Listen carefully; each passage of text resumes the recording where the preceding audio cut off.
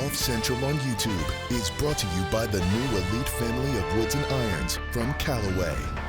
Following his playing career, Baker-Finch made a seamless transition into the broadcast booth where he's been the man on the call for 30 years, the last 19 with CBS, and he announced last week that the Wyndham will be his final broadcast before starting on his next adventure in life, which is rest and retirement.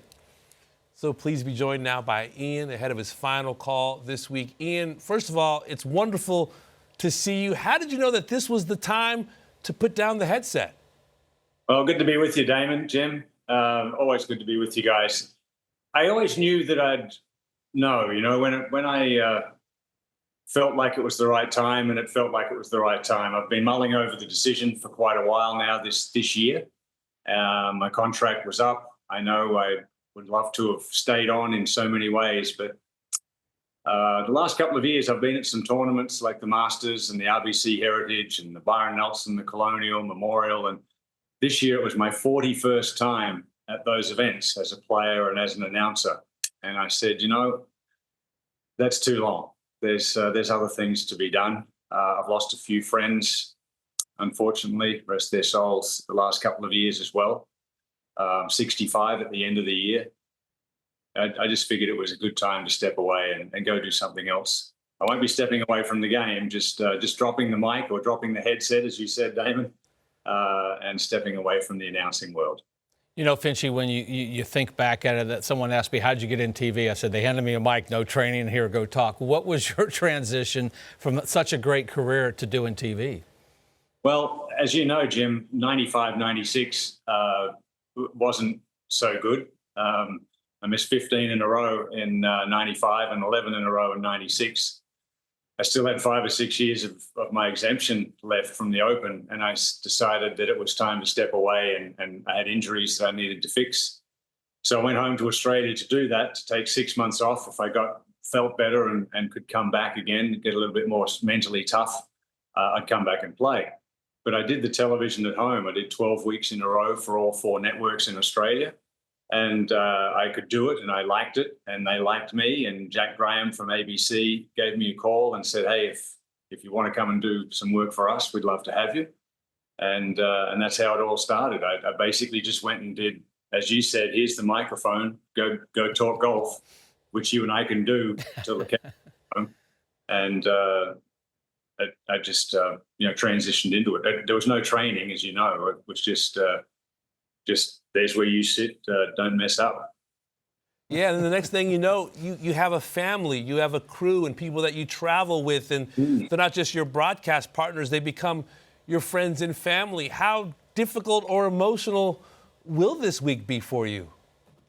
Well, I've already had, as Jimmy said on Saturday, this was supposed to be a dry run when I went up into the front with Trevor and Jim on CBS on Saturday afternoon, and I had tears in my eyes then, saying goodbye and explaining my thoughts.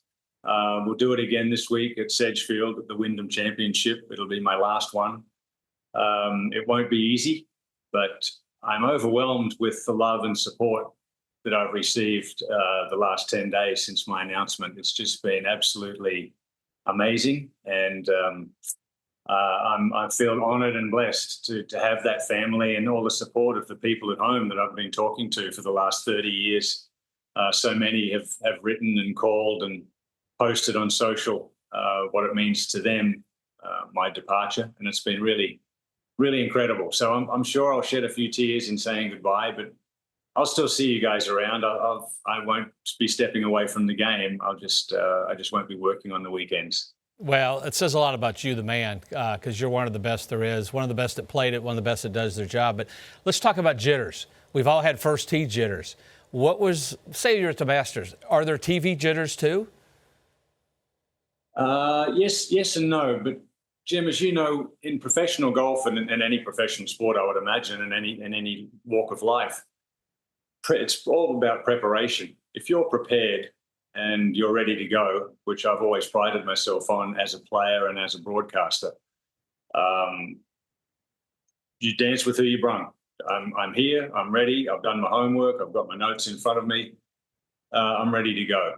The toughest times are when situations like at the Masters. I remember when Sergio won in a playoff with Justin Rose. Jimmy had to get to Butler Cabin, and Lance Barrow said, "Finchy, you take it." So I had to talk to 10 or 20 million people, whoever's listening, watching. I had it for like 5 minutes, and that's something that you don't really train for. That's something that Jim Nance and Mike Tirico and Terry Gannon and Damon Hack and Dan Hicks and the hosts, the anchors, that's what they train for. We're just there to talk golf. So I must say those sorts of moments were a little daunting, but talking golf is not hard, and adhering to the rules and being prepared is what it's all about.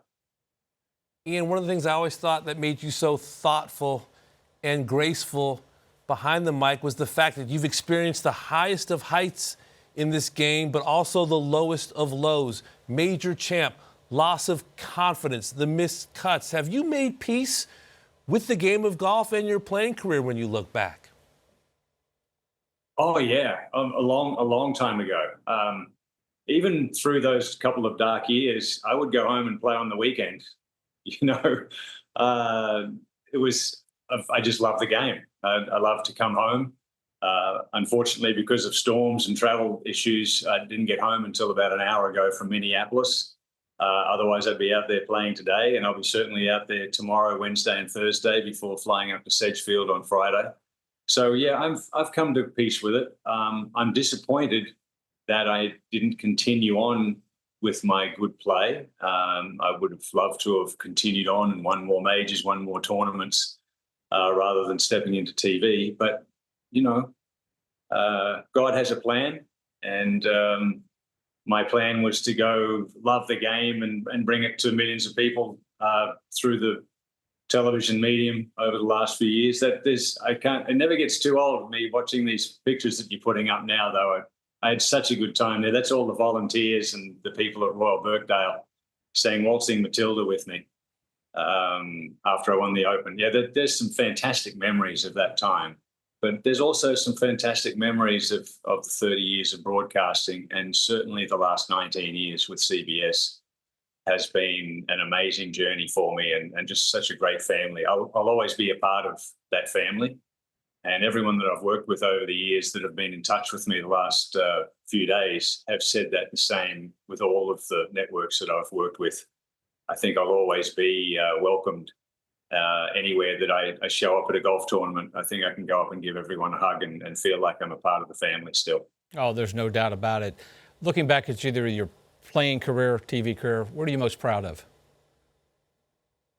Just being who I am. I've always just been me. I was a good player for a while.